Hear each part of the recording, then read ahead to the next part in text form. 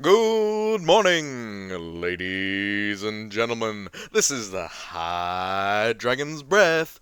Bow wow. Coming back at you with another episode of Archon's Armies. A little bit of a special start to a series here. We're talking about Imperial Naval Armsmen and Imperial Escorts craft ships. So, without further ado, let's talk about naval armsmen. They come in three general flavors, and now there have been retcons and changes to this with the modern lore, but I focus on the three that we know exist and have existed for quite a long time.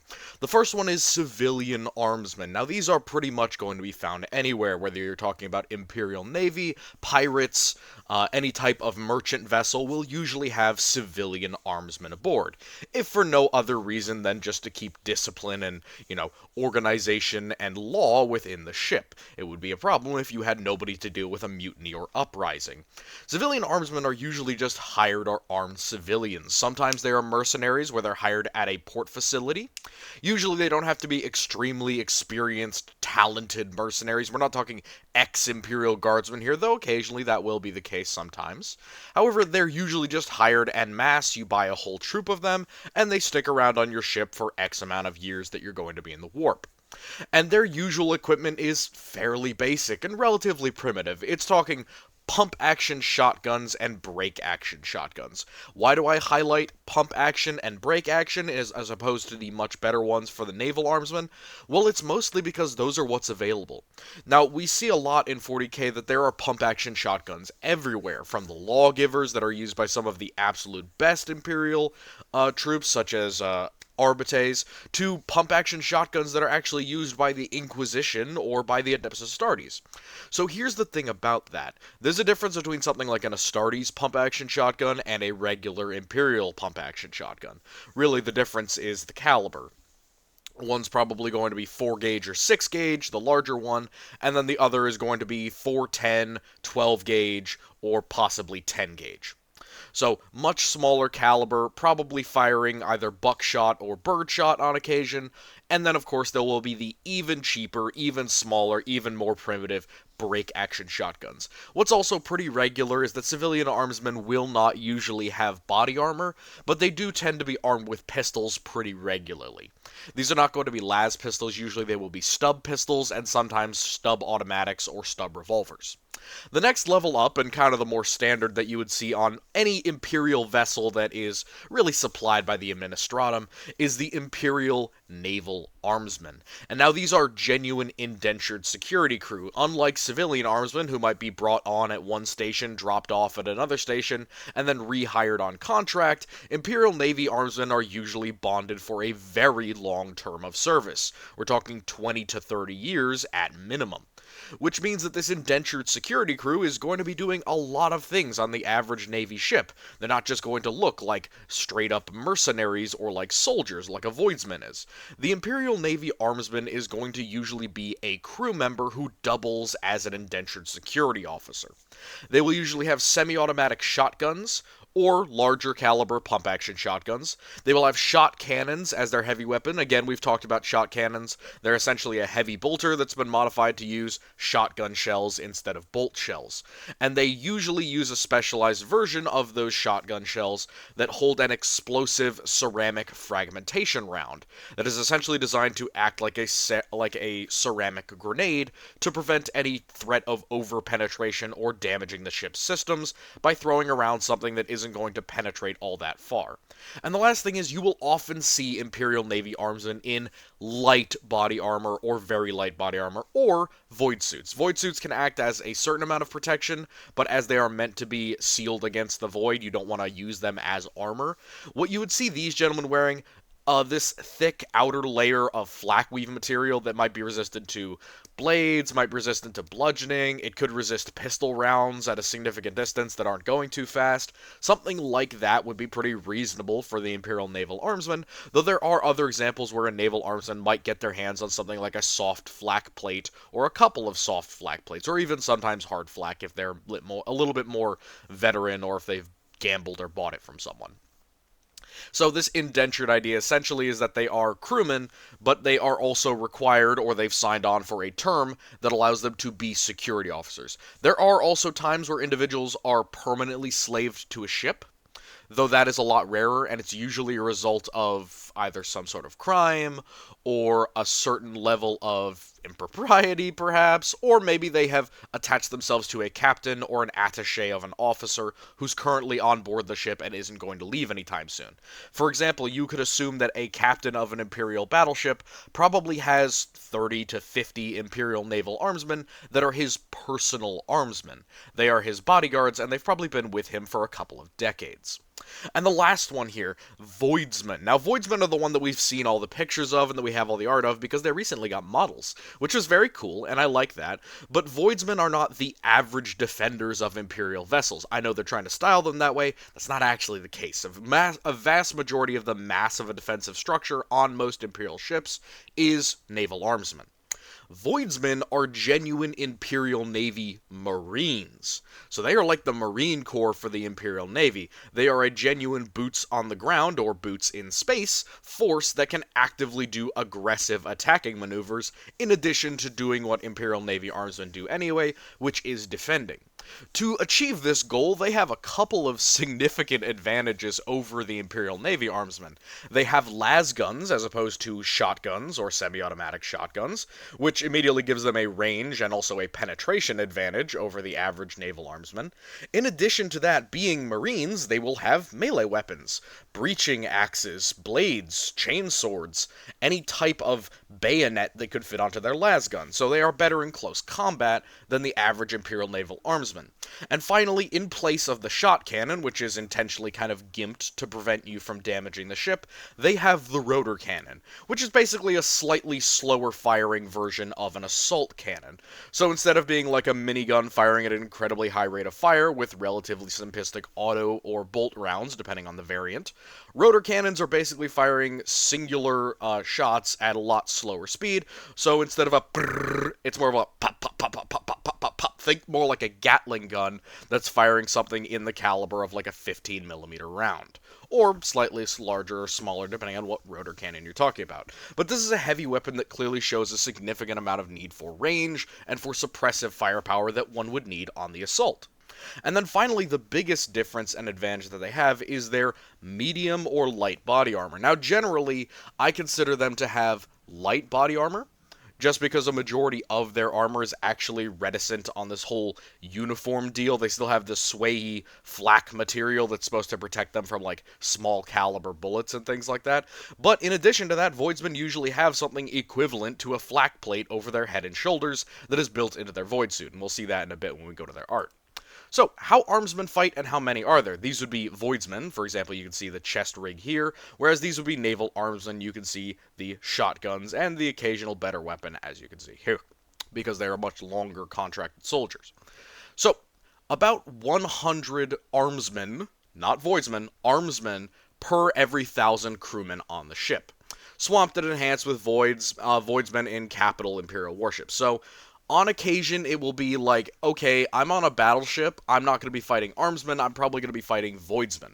Because a battleship is a much more important asset, and they will want a much better and much more aggressive force to deal with any incursions. So having big old las guns, much larger shotguns, bigger heavy weapons, and the ability to penetrate more armor is going to be necessary on a battleship, where on a cruiser or a light cruiser, you're not going to worry about that as much. So, enhanced or swapped. Sometimes it'll be swapped, aka instead of armsmen, we'll have Voidsmen. But there's also situations where it's going to be, for every 100 armsmen on the ship, we're going to have 10 or 20 Voidsmen. Now, given the numbers that we have on Imperial ships as far as population, that's still a significant amount. The main way that these folks fight, no matter what version they are, is hold and fold. Hold and fold is a pretty basic technique. Essentially, the armsmen bunch up around a single door or aperture, and then they basically wait for you to come through it. They can identify where there's been a penetration in their defense. Either they've had someone come in through a hangar, penetrate with an umbilical, go in with aircraft or with boarding torpedoes or anything like that. They can identify where they need to close off, and then they post up on the outside of whatever door the enemy's going to have to break down, and then once the enemy breaks it down, they blow them to hell with shotguns and with heavy weapons. And secondary to that is the fold technique. What folding really is essentially this idea of, like a virus control system, the Armsmen will do security after a conflict has gone on so that they can fold more and more of their troops into handling a situation. You're not going to have people running away, getting into the underbelly of the ship, because there will be more and more Armsmen there to find them and to kill them, even if they try and flee. In addition to this, they have a very significant advantage in terms of fatal funnels. There are two specific there's two specific areas you need to get to once you board a ship to take control of it. The first one is the enginarium, so that the crew can't simply turn off the engine of the vessel or damage the engine so that you can't use it. And the second one is the bridge. This means that there are two long, well-fortified, multi-door hallways in almost every void ship where the Armsmen can calmly sit behind relatively nice cover with medium to heavy weapons and wait for you to walk into the hallway and then basically obliterate you with sheer volume of fire. And now, of course, the immediate response to that is, well, how would they do against the Chaos Space Marine or against the Space Marine? Pretty darn well. Here's the thing. Those hallways are pretty deep into the ship, so they don't have to worry as much about random shots going different directions or armor-penetrating weapons doing damage to the exterior of the ship and theoretically venting it. So they can use more armor-piercing options. They can set up rotor cannons. They can fire multiple sets of shot cannons down the same hallway and essentially saturate one area. Shot cannons aren't going to outright penetrate an Astartes armor, but if you shot one of those literal explosive shells right into their face and then detonated it, there's a pretty solid chance that it would shatter and spray shrapnel into their face, eyes, or any other part of their armor that might be a little bit tender after you've shot them 1,000 times with shotguns. So via sheer attrition and kinetic impact, Armsmen could pretty much wear down Space Marines if you get into the fatal funnel and you have no way to overmatch their weaponry. The last one is stationary defenders. Now, this happens on occasion, both when they're deployed to protect a ship, because that does happen. Naval ships do have times when they're in port or when they're attached to other structures, and the naval armsmen have to deal with security and protection. But there's also certain areas in the ship that the armsmen will just be stationed to protect. Like I said, they are normal crewmen most of the time, so when they hear the call to arms, instead of everyone else running to go and shelter in place or go do their job, the armsmen grab a shotgun and run towards the sound of violence, or they run towards the most important area, their barracks. Maybe it's one of those fatal funnels, they have to report to there every time there's an alarm. Even if somebody isn't, threatening the fatal funnel directly, it's still their job to be there and be ready just in case. So they will be defending these stations. If you come across something like a garrison, ammunition supply, there's going to be 20, 30, 40 armsmen in that area protecting it. Example populations, and this goes into something that I'm going to be talking about in the next slide when we go to escorts. It's talking about the population of ships. These have been estimated for what I call Battlefleet Solar, which is a system I've created to essentially mimic 40k combat. It's like Battlefleet Gothic for the tabletop, but I've revamped it so that it can be played online. The average escort, has around 3 manpower in the game, which gives you 3,000 baseline crewmen, half of that for skeletons, so 1,500 crew would be a skeleton crew. And then double that for the maximum capacity of people, not including any storage areas. So that would be roughly times 2 of that capacity for the max civilian capacity. So that gives you a maximum capacity of around 9,000 people on the average escort. And then of that 3,300, or roughly 1%-ish, roughly 10%-ish, is going to be armsmen or voidsmen. But generally, voidsmen won't be on escort ships. They'll be on larger ships. But essentially, 10% of that baseline crew requirement is going to be defenders. So even if you board an escort, it isn't like you're dealing with 30, 40, 50 of these guys. No, there's hundreds of them all throughout the ship with different fatal funnels all ready to gun you down. And it's pretty tough to chew through all of those guys in a reasonable amount of time, which is why boarding actions should take a pretty significant amount of time. And then for merchantmen, it just goes down. Obviously, you have 200 armsmen, 2,000 baseline crewmen, half for skeleton times 2, plus for the max capacity. So, what else do armsmen do, and where do they come from? Like I said, they are extra crewmen. And here's a good example of the old-fashioned OG armsmen like I was talking about. They're just wearing their normal uniform plus this extra covering.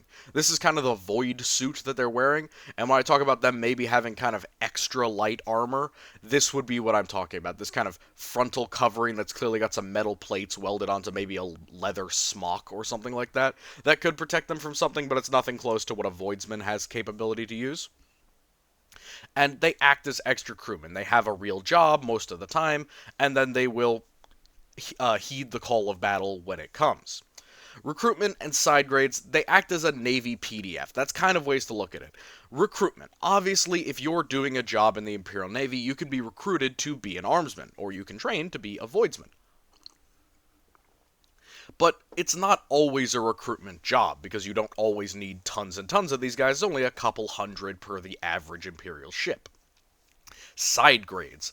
Now, obviously, you can think of yourself as a regular Imperial Navy officer and be like, I want a higher pay grade, I want to sign on for longer, I want to do my part, I want to work, I want to get extra money, essentially a bonus for doing my job. Well, maybe I sign on to be an armsman. That essentially means that they give me a shotgun that's officially mine in a nearby armory, and then they tell me that whenever there's an enemy aboard, instead of running to your office or running to your room or to your job, you go and grab the shotgun and hunt them down. And for that, you get paid an extra amount of money. Pretty solid. Good way to retire there. But, incredibly dangerous. The last one is they act as a Navy PDF. Now, when we talk about stations, when we talk about space stations or star fortresses or naval monitors, any non-civilian or non-merchantman structure that is in space or is in the upper atmosphere, it's going to be crewed and defended by naval armsmen. Sometimes it will be civilian armsmen if the local world has a decent PDF and they want to use them for that, or if they have a certain reason to do so, but generally it will be naval armsmen who crew these things, especially because a lot of them are in one place and they can't really move, which means that they need to have a lot of defenders. And then finally, for the Voidsmen, they are the genuine Marine Corps of the Navy. If there are Navy forces that need to be exfilled expeditiously, they will send Voidsmen after them. If they need an Imperial Guard equivalent on the offensive side, it will be the Voidsmen. If they have any type of need for boots on the ground or for elite infantry, that will be the best option. Now again, are they really all that elite? No, they're kind of on average with the regular line infantry of the Imperial Guard. However, they are well trained in void combat. And their weaponry and equipment is relatively complex compared with somebody like an armsman who just kind of throws on his helmet and fatigues, grabs a shotgun, and run towards the sound of gunfire. Voidsmen are much more tactical, they're well trained, they're military men at heart, and they really have some impressive tactics to go around clearing ships, dealing with enemy threats, and securing areas. A lot of their deployment is defensive, even when they're on the offensive, which is an interesting thing. Outside of boarding enemy vessels, which they can also do, they will often be, they'll be aggressive, but on the defensive. So if an enemy has taken a certain area or portion of the ship, they will throw naval voidsmen at them who will know how to defend against, naval combat inside their own ship. So, moving on to the other half of the video, because this is the start of our naval series, we're going to be talking about a lot of things, but the first one is, how do Navy escorts work, and when are they used? So, here are my numbers, kind of a general baseline of how the Imperial Navy breaks down. The first one is the absolute smallest. It is the Long Patrol or the Anti-Piracy Patrol.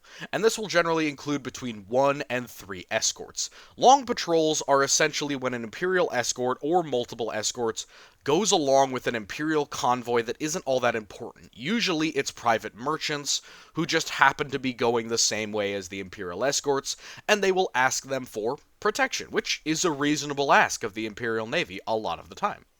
And so that will be what they do. They will go along with these regular merchantmen, and if they get attacked by pirates, the average Imperial Navy escort will probably be on a pretty even playing field, if not have a massive advantage over your average pirate, who probably just has an armed merchant class ship.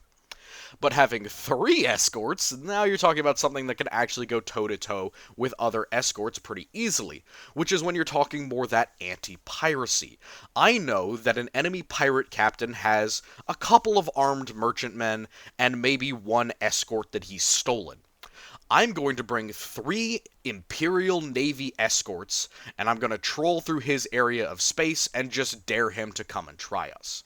And here's the thing, that may sound like an even fight initially. It'll be like, okay, couple of armed merchantmen and 1 good escort versus 3 good escorts. That doesn't sound too bad if the pirates have the advantage of surprise.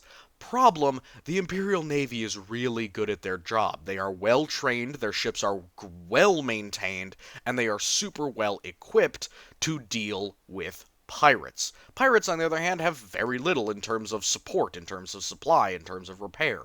So they're going to be suffering a lot more from attrition compared to those Imperial ships. So anti-piracy, 1 to 3 escorts will usually do the job, and long patrols are just where you're going along with civilian shipping. Planetary defense. This is the next one, where you talk about planets that don't necessarily have their own orbital defenses on the planet. You will have 1 to 5 armed merchantmen or escorts. It's rare that you'll have more than 1 or 2 escorts just sitting around an Imperial planet. Some of them might be coming in and out between long patrols or between anti-piracy missions. So there might be kind of a wing or a mini flotilla just there in the area, but they will also have system ships, other armed merchant ships that check on Imperial shipping and check manifests and make sure that nobody's trying to sneak in any weapons or equipment that aren't normal. And of course, the last thing in here, other than those 1 to 5 armed merchants and escorts, is the plus or minus of orbital defenses. Now, outside of the orbital defenses that we've already talked about with Imperial structures, those ones that are on a planet's surface, you're also going to have orbital defenses that are literally orbiting the planet. Now, here we talk about naval monitors that aren't necessarily all that fast. They're kind of drifting in geosynchronous orbit until they need to move. And then you have space stations, orbital weapons platforms, maybe even something big and nasty like a star fortress. But these are kind of optional. It's not necessarily a guarantee, even though most worlds have some version of orbital defense.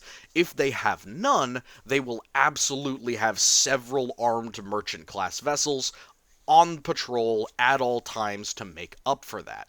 And the idea is essentially if a pirate with his escort class vessel shows up to try and extort the planet, 3 armed merchantmen are probably going to be able to fight him down, and if they have the assistance of an orbital defense weapon battery, well, they could probably just outright obliterate and kill him a majority of the time. But that's the low end. Let's talk about the slightly more interesting stuff, the stuff that we hear about more often. Combat patrols. Combat patrols are done in areas where they're expecting a fight. This will be going with Imperial transit that is very, very high priority. For example, if there are supplies being brought to a significant war zone in one large package, it will be protected by a combat patrol. Or if there was a group of important dignitaries or individuals of high repute that were going on, a certain amount of dangerous voyaging, say traveling around the Eye of Terror, you would expect a combat patrol or even 2 combat patrols to go with them. Combat patrols consist of at least 1 cruiser or light cruiser. Now, if it's a light cruiser and you're around the Eye of Terror, you might want a 2nd light cruiser, or maybe even 2 cruisers if it's a particularly dangerous area. But that one big ship, that kind of tier 2 big bruiser ship of the cruiser or the light cruiser, is the firepower that is backed up by 1 to 3 Imperial escorts. Now, this is a pretty small patrol, but let's be honest, who can actually stand up to it? The average pirate is not even going to have more than 1 actual escort. Even the most well-off and talented pirates will probably only have a single escort, maybe a smaller frigate, maybe 2 escorts, and then somewhere between 2 and 6 armed merchantmen. Even with that, 6 armed merchantmen and 2 escorts, you're facing maybe 3 escorts, so he outnumbers you in terms of escorts, and then a full-on cruiser or light cruiser. Light cruisers and cruisers outgun every single escort in existence, no matter the faction, no matter the type. They are massive. They are much more heavily armored. They are far better armed, and they have much more void shields than any other vessel of the lower class. Which means that even one cruiser could probably dumpster two escorts with suffering a little bit of damage, unless they were very high damage escorts that were geared towards, heavy lance weaponry or torpedoes or something like that. But again, pirates don't tend to have a lot of supply for that kind of stuff. So a combat patrol can actually overmatch a vast majority of enemy raiding groups that you're going to be running into. So that's why they're pretty much just to secure things that are pretty important. Speaking of things that are pretty important, battle groups. Battle groups are an actual constituent part of an Imperial fleet within a sector. Now, sectors have an entire battle fleet, or multiple battle fleets that come together to form the sector battle fleet, but they're broken down into battle groups. Battle groups usually work like this. They will have either one capital ship or two cruisers/light cruisers. So immediately there, the capital ships include battleships, grand cruisers, and battle cruisers. Now we're talking a step even above the cruiser and light cruiser in terms of firepower and protection. Now, some battle cruisers are just as armored as cruisers and not much more, but they are way better armed, and some of them, even though they have a glass cannon mentality, the cannon is pretty dangerous when you're in space. So, one capital ship and between 2 to 6 escorts, or 2 cruisers and between 2 and 6 escorts, you can see how this is essentially doubling up the size of the combat patrol. What are battle groups used for? Well, battle groups are usually used to maintain an orbital blockade. Let's say that a planet has rebelled against the Imperium of Man. They have stolen a planet that has orbital defenses, that has orbital platforms, say an orbital weapons battery, and maybe a couple of armed merchantmen. Now that's pretty much a danger for something like a combat patrol. They can't really deal with that. They don't have the firepower, they don't have the protection. They could be in danger if they were close to that planet, because all of those things focusing upon the cruiser could knock it out, and then the escorts are kind of on their own. That would not be a danger to a battle group because a battle group has twice the firepower of the combat patrol. And if they have a capital ship, you could even argue that it is a logarithmic increase in the combat potential of the patrol. But here's the other thing. Escorts are often used to suss out enemies that are coming towards you or that are trying to run away from you. In the combat patrol, that basically means that your escorts are going to fan out and track down wounded or injured or fleeing or hiding ships that are trying to get away from the cruiser and light cruiser. For the battle group, however, we have the escorts essentially maintaining that cordon. They are maintaining that blockade so that no other ship can get out of or get into the ring. And then what the battleship or the cruisers are doing is they're sitting just out of orbital weapons range, essentially daring the enemy to come out and fight. And of course they are menacing and threatening anything that comes towards the planet, because if there's a battleship literally sitting in high orbit above your planet and you can't shoot it with orbital weapons, you are no longer an option for resupply or reinforcement. Matter of fact, you are very dangerous to resupply or reinforce, because even if a pirate or a Chaos Warband showed up with their light cruiser and couple of escorts, a capital ship or 2 cruisers will dust them easily, not even take the gloves off. If you're facing a battleship and all you have is a light cruiser and some escorts, you better give up, because you're gonna lose. A battle cruiser or a battleship, or even a grand cruiser, fighting these kind of lower grade light cruisers and escorts is not a fair fight. So the battle group represents an absolute maximum firepower advantage over anything that you're going to reasonably come across. Now let's talk about things that are a little bit more unreasonable. Battle fleets.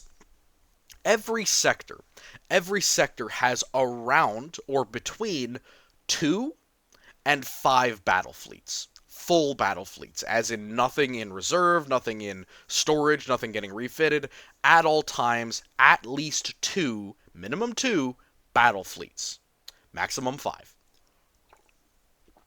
A battle fleet for an entire sector, and that is, like, for reference, that is about a third of a segmentum, roughly. Every single battle fleet has one capital class ship, so a battleship, grand cruiser, or battle cruiser, 1 to 4 cruisers or light cruisers, sometimes more, but at least, and then 4 to 8 escorts. Now, in terms of firepower here, we're now talking about a guarantee that you're both having at least a capital ship and a cruiser, which again, very few things can actually stand up to that. Warbands would need to have their own capital ship plus multiple other warbands' assistants to stand up to a true battle fleet. Very few things can actually go toe-to-toe with a battle fleet and reasonably expect to survive, much less win. Not to mention that 4 to 8 escorts is a lot of things that can go and chase you down, or harass you, or do bombardments, or provide support for the bigger, heavier vessels. Escorts are quick. Escorts can chase you down really easily, and they have very good auspecs to help them with that. Capital class ships, in terms of this means that the average sector will probably have, at bare minimum, 2 battleships, grand cruisers, or battle cruisers, 8 roughly cruisers or light cruisers, and then 16 escorts. And that's just what the Imperial Navy has to offer. That's not including the Merchant Marine, that's not including armed merchantmen, that's not including orbital weapons or system ships. So outside of the defensive, just on the offensive, the average small backwater out-of-the-way system is going to have multiple capital class ships, more than a half dozen cruisers and light cruisers, and at least a dozen, if not more, escorts. So that's a significant thing, the battle fleet. And then when you combine all of battle fleets or multiple battle fleets into one, you get the sector battle fleet as total. Back in the day, the old lore said that every single segmentum or mega sector within the Imperium had 50 separate capital ships for each segmentum, effectively. Now, it said that for sector, but here's the thing. It's pretty obvious that 50 was a lot, because if every single sector of Imperial space had 50 capital ships, that would mean literally tens of millions of ships overall. So I break it down a little bit further than that. Essentially, each sector, so something the size of the Sabbat worlds, will have something the size of the Sabbat worlds, which is like a quarter or a portion of a segmentum, is going to have 4 or 5 combined battle fleets. Essentially meaning that an entire subsector like that will probably have somewhere like 50 capital class ships, and then the regular suffit of cruisers, light cruisers, and escorts. The other way to get around the number is just to call cruisers capital ships, which you can do, but I don't necessarily agree with. I normally do, but for this analysis, I don't necessarily. So, let's talk about Battlefleet Solar for a second. This is something that I've made and created. I essentially wanted to find a way to play naval battles on a tabletop setting. Battlefleet Solar has a certain stat system, which is what I'm going to be using to break down how ships work. Here's an example of it. The Turbulent class Heavy Frigate is essentially a fat, relatively tough frigate, and it's a pretty good example of what an escort's stats look like. It has Weapon Tier 1. Weapon tiers are essentially related to the weight or size of the vessel. Escorts have Weapon Tier 1, light cruisers and cruisers have Weapon Tier 2, capital class ships have Weapon Tier 3. It essentially means how many barrels, how big the barrels are, how much power is diverted to the lances, etc., etc. Just increases the strength, damage, armor penetration, range, etc. Speed in Grav. Grav is roughly 1,000 cubic kilometers, which means that these are traveling, 5,000 cubic kilometers per every 30 minutes, roughly. But, that's subjective. You can increase and decrease the speed at will to a degree. But speed is 5, and you'll see that's pretty consistent between a lot of different escorts. Resilience is how I measure HP. Essentially, there's a system where things will take more or less damage depending on what weapon is hitting them. Obviously, there's armor protection, and then once you hit 0 resilience, you start taking critical damage, which will essentially start damaging and breaking subsystems and causing your ship to become closer and closer to being destroyed. And then armor. There's 2 numbers for armor in the system. The first one is the prow armor. The second one is the 3/4 or the side, rear, top, and bottom armor. For the Turbulent, even though it is a heavy frigate, the heavy is actually referring to the amount of weaponry that it has, in addition to the fact that it is relatively heavily armored for the Escort. It is 14 and 14.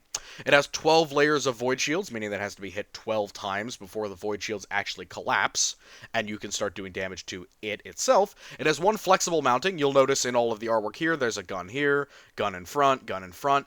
This is the flexible weapon. Now, there are multiple different types of flex weapons. I went over them in the naval weaponry video, so feel free to go back and look at that, but it has one flex mounting, which is essentially that 270/360 degree firing weapon of all types, flak weapons, plasma, macro, whatever you'd like. And then side batteries, these are usually more fixed, you can't really change them. For the Turbulent, it is macro cannons, and you can see it is pretty obvious. This central gun battery section just has 3 large holes where there are 3 macro cannons. Now, macro cannons in the system have a little bit shorter range, but they're a lot punchier against shields, and they have pretty middling damage overall, as opposed to lances, which have fewer shots, but much more range and armor penetration. And damage. Fixed batteries. So fixed batteries are something that goes directly forward or directly frontal. Think torpedoes, frontal lances, Nova cannons, things like that. Doesn't have those. Manpower of 3. Again, when I talk about manpower, just multiply it by 1,000, and that's the baseline crew. Put times that by 10%, and you get how many naval armsmen are on the ship. Auspex accuracy is the last one. Auspex accuracy of 22 means that the ship can see, quote-unquote, see out to 22 grav away. The size of the board in these games is 25 grav by 25 grav, so that means that, like a lot of escorts, it can basically see any target on the map. If something is outside of your Auspex accuracy, you cannot fire at it, and you also can't identify what the ship class is. Again, that is like 22,000 cubic miles in distance, or cubic kilometers, depending on who you are. Modify the numbers appropriately if you're British, but I am not. So the other thing about Auspex accuracy is at half range, you get something called positive identification. This essentially allows you to crit on a higher number with all of your weapons, including like macro weapons and torpedoes. So Auspex accuracy essentially is how far you can see, how good you can identify enemy vessels, and how good you can aim and use your weaponry against them. Types of Imperial Escorts. We're going to be going over literally all the ones that I found enough information on to include within the system. There are 3 broken down types of escorts. The first one is torpedo boats. These are ones that rely on their big old holes in the front to slang long torpedoes at the enemy. Torpedo escorts are usually not well armed.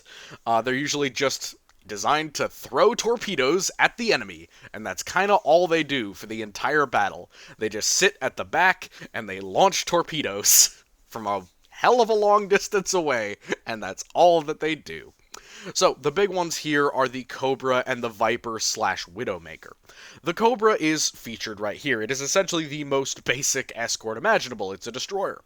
It has a speed of 8 in grav, it's weapon tier 1, has a resilience of 25, so you can see in comparison to the frigate, which is a smaller craft, but it is much larger and heavier in comparison to the Cobra, it has much more resilience.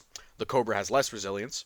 It has less armor, 10 on the front and 10 to everywhere else. You might ask, why do the boats that have a prow not have more armor in front? There's a difference between having a prow and having an armored prow. Specifically, the fact that most Imperial ships are made incredibly thick and incredibly durable to resist space and damage, that the frontal portion of this isn't actually all that much more protective than the sides and internals, unless you get a weak spot. Void layers of 10, again, a little bit less. It's providing a lot of energy to its engine to get that incredible speed of 8 grav. It has one flexible mounting. It has one gun mount in the front. It has no side batteries, so again, it's a torpedo boat. It's got 4 torpedo tubes in front and 1 flex mounting, and that's it. And, you know, there's a lot of different ways to run this. You could run it as a little bit more aggressive and maybe give it a plasma gun for its flex mounting or a macro cannon, but you can also play it 100% passive and just put a lance weapon on the flex mounting and call it a day. It's got 2 manpower and 24 Auspex accuracy, so even better Auspex accuracy, so it can land those long slam dunk torpedo shots. The Widowmaker and the Viper are only slightly different. Essentially, the only difference is that they have 2 extra torpedo tubes and a better Auspex accuracy. Again, because these are kind of stealthier, much more torpedo-focused ships. They have the same architecture as the Cobra, but they are much more expensive, complicated, and as a result, they have better Auspex accuracy, and they have more torpedo tubes to make use of that. Gunboats. Auspex accuracy, by the way, determines the chance of your torpedoes hitting to a degree. Essentially, at the half range, they go from hitting on 1% chance to hitting on a 5% chance. Gunboats. Gunboats are the other type of escort, and they're relatively common. Gunboats are things like the Claymore Corvette. Again, Corvette's relatively small, and it is an escort class weapon tier 1, but its speed is relatively mid. Like I said, it's 5 grav, it's got 30 resilience, only a little bit tougher than the Cobra, and it's got a little bit better armor. It's got an actual armored prow, because it has a lot of ammunition to protect, but it's only armor 12, which isn't that great. It's got 10 void layers, same as the Cobra. It has 1 flex mounting, same as the Cobra in its frontal turret here, and it has a lance battery on the side, a much longer laser-based weapon. So that lance battery is essentially going to mean that it is a pure gunboat. It's going to be turning side-on to an enemy. It has no frontally aimed weapons, so it's just going to bombard the enemy with its long-range lances. And again, it's just got lower Auspex accuracy because those lances are taking up a ton of power from such a small vessel. Now again, I don't usually like to talk about how ships are designed or how they're laid out in the Imperium. I think it's kind of a pointless exercise to a degree to try and do this because we will never really know, and it's probably different between ships because they're all made on different worlds with different designs. You know, minorly. I'm not talking like pieces of it being in different places. I'm talking like hallway to hallway, section to section are going to be different. And you could also argue that everything in here is just jumbled and mixed, and it's totally irrelevant. So the big things that we can identify here are the gun deck, which is the central area where all the weapons are located, the bridge, and the engine. Beyond that, I don't really hazard a guess. Are there living quarters in here, or are there living quarters in the front? Are there living quarters up here, or is this operational? It's completely up to you, to a degree. I would be absolutely fine with whatever interpretation you would like to put as to where things are, as long as they match the exterior of the ship. And then finally, the last type of escort are the ones that I call trying too hard. They are multi-role, or they try and do both torpedo boat things and gunboat things. And the biggest offender with this is the Falchion. I do not like these. These ones really upset me to an unbelievable degree. A lot of these kind of smooth line hawkbill ships I'm not a huge fan of. It's not because of the design. It's partially because of the design. But it's also because they are trying too hard. They're trying to be a lot of different things, but you're an escort. You want to do one thing really well. And the Falchion is a great example of doing multiple things not that great. So it is a frigate. It's got the same exact stuff as the other ones with 5 grav, 35 resilience, so a little bit tougher than the Corvette as it is bigger, but it's not thin and skinny like the Destroyer Cobra. Again, you can see the bulk is just different. The Cobra, while it may be larger and have more damaging weapons, it isn't actually tougher than the frigates. And it's got armor layout 12 and 12. So again, it essentially bulks up a little bit on the protection over something like a Corvette, and that attributed to its size and resilience. It's got no flex mounting. It's completely slick-sided here. No weapons on the top, no weapons on the bottom. However, it has essentially a hidden or an armored section here that has the tubes for a macro cannon battery. Again, these are these medium-range pummeling weapons that don't really excel at much between other than destroying your enemy's void shields and dealing some pretty consistent damage to other enemy merchant class and escort class vessels. They can kind of fail against a lot of cruisers, and even against some light cruisers they have very limited damage. Not nothing, but not great either. And against some cruisers, it actually is nothing. But this other thing that is on these is 2 torpedo tubes and an Auspex accuracy of 22. Now, this is the conundrum here. Torpedo tubes, you need to be facing the enemy to fire at them. Macro cannon batteries, you need to be side-on to the enemy to fire at them. So your 2 weapons are pointing in opposite directions, and they cannot flex to actually hit enemies at the same time. You are an escort. You need to maximize your amount of firepower, not your amount of versatility, buddy. Now, there's different arguments on this. Obviously, the Imperial Navy disagrees with me, and that's okay. We can disagree. But I think the idea of having a ship that doesn't have enough Auspex accuracy to use its torpedoes the same way that something like a Cobra or a Viper does, while also giving it a very heavy mid-range weapon like macro cannon batteries, kind of defeats the point of both weapons to a degree. So let's move on to the continued, and like I said, we are going into every single one of these that I could actually create stats for. And don't worry, I didn't make these at the last minute. This has been a multiple-year-long labor of love. Love, quote-unquote. Escort carriers. These ones are kind of merchantmen, kind of not, because they are used by the Imperial Navy pretty commonly. They have very middling stats. They are basically a merchantman class vessel that's been given a launch bay. Now, launch bays are super nice because you can launch aircraft out of them that can destroy enemy ships. Meaning that this, weak, slow, unarmored, poorly void shielded, unarmed, low manpower, low auspex accuracy vessel can actually do a lot of damage to a lot of different enemy vessels by using its aircraft. Not to mention that it can also provide close air support for its allies. Auspex accuracy, by the way, also determines anti-aircraft ability, so it's AA for a reason. So, pretty basic here. Honestly, they just have one set of launch bays, and they're very cramped, very small launch bays, so they're not holding a ton of different vessels in them. Orion-class Star Clippers. These are some of my absolute favorites. They are incredible scouts, and they're used both by the Imperial Navy and by folks like rogue traders, by folks like Inquisitors. They are really fast. They are Cobra fast at 8 grav, but they are also relatively tough at 40 resilience and having 12 frontal armor, in addition to a little bit lower void layers, but they have a flex mounting and a macro cannon battery. Which means not only do they have the firepower of the Tempest, or the Turbulent in terms of, having macro cannons on the side and a flex mounting in the front, they also have more health than the Turbulent does, and they go almost twice the speed at 8 grav. So these are very fast, very good scouts, incredibly good for blockade running if you're on the Chaos side of things. I am a huge fan of these as blockade runners, because they are actually very large and can hold a lot of equipment. However, they also have a really low manpower number, and since manpower also determines storage to a degree, yeah, it can be a bit of a problem when you're trying to store stuff on this, so it's much more of like a light blockade runner, trying to get supplies to enemies that are far away, and you can menace and threaten other escorts that aren't as well armed as you. A stellar pirate ship, may I add. The Orion Star Clipper is possibly one of the best pirate ships in the Imperium. Bar none. I love it. The Firestorm. The Firestorm is a really basic idea. Strip everything away from the Sword-class frigate, and then let it keep its flex mounting, and then give it a fixed lance battery, or a fixed lance weapon. Essentially, what this does is takes away the side weapons on the sword, makes them much smaller, not up to the level of a true battery, and then gives it a single high-power las burner at the front. Now, these are, obviously, you can see a very similar design. The Tempest, Sword, and Firestorm share a design, as the Falchion and other ships that you'll see later on in the light cruiser territory also share a design.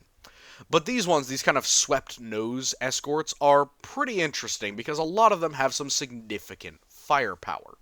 The Firestorm is the first one. It sacrifices a lot of firepower, aka its side batteries, in exchange for getting one flex mount and one very heavy lance weapon.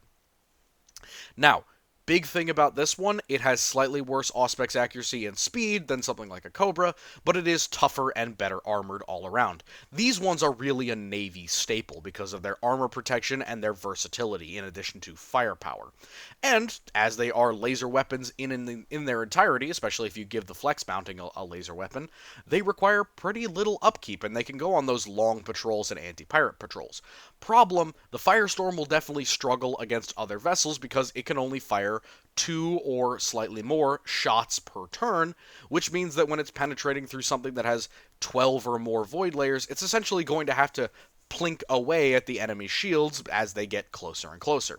One of the reasons to take a macro cannon as a secondary, so that you can actually destroy the enemy shields before they get closer to you, or, much better idea, just pair up with a sword class and work together. The Firestorm provides you the long-range firepower, the sword class takes down the enemy shields and charges at them.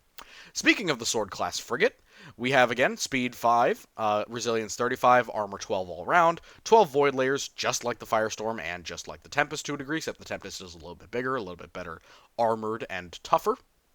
Essentially, the Tempest is just an upgraded Firestorm. It has 1 flex mounting, again, in the front, and then it has a side lance battery. So again, full energy weapons here, full efficiency. And it has long-range weapons and long-range weapons if you want to use the flex mounting with a lance. Again, these have more manpower than something like the Orion Star Clipper, but they have pretty much the same exact Auspex accuracy. All of these have anti-aircraft weapons, by the way. I'm just not mentioning it because it's ubiquitous. The next one is the Tempest class Escort. Now, this one takes a lot of power to run, and it's relatively tough to actually get on the field because, well, energy consumptive, because it is more armor, more toughness, and a flex mounting in addition to the lance. So this essentially has the full firepower of the Firestorm plus side macro cannon batteries. And this is one of the examples where this one might be considered a doing too much, because it has that long-range, powerful frontal lance and macro cannons. But it also has a flexible weapon. So this is one of the few ones where I would actually say kind of jack of all trades. Kind of jack of all trades is a good thing, because even though it has abysmal Auspex accuracy, it's not going to be critting a lot, it does have a significant firepower advantage over the average Firestorm or Sword class. And even though it's not using torpedoes, it has a pretty decent frontal weapon that can be augmented by its flex weapon. Viper-class scout sloops. These are some of the lightest and the most basic. They barely even warrant the definition of corvette, which is technically what they are. Sloop and corvette essentially being similar naval designations, to a degree. It is very fast in comparison to the others, even though it's so small, with 6 grav of acceleration, but only 20 resilience. It is one of the weakest vessels in the list, and its armor is essentially exactly the same as your average civilian freighter. And it only has 1 flex mounting and no other weapons. But look at its Auspex accuracy. This is a scout vessel. It's literally designed to be out in front with maybe a lance weapon to defend itself, and all that it does is zoom around at 6 speed, being able to outrange its enemies that it's going to be chased by. With 28 Auspex accuracy, it positively identifies enemy vessels, turns around, shoots at them with its lance, and tells all the rest of the Imperials where you are. Very cool ship, very light, very low maintenance overall, but not really all that heavy in the firepower department. So, this is the beginning of the Navy series. Like I said, this is Escorts. I'm probably going to go back and do a double with cult vehicles and then merchantmen next whenever I start making videos. I know it's been a couple of days, and I really do apologize for that, but it's been so difficult to make these videos recently. I've been having a very hard time because the research has been a lot, and I've got school and all that. So, understand, sometimes I'm going to have to take more time. I'll try and give you more streams and stuff in the meantime. But as we move out of the cycle and start making things based on your guys' preference and my preference and things that we want to do together, it's going to be more of this kind of longer periods of time. There will be more quality, obviously, and more research, as this one was well-researched, getting into stuff that I've actually made to work it out for you guys. But the other thing is, I'm going to be managing our Discord, which is now going to be up by the time that I post this video, hopefully. So I hope you come and join us there. And I wish you all a lovely good night.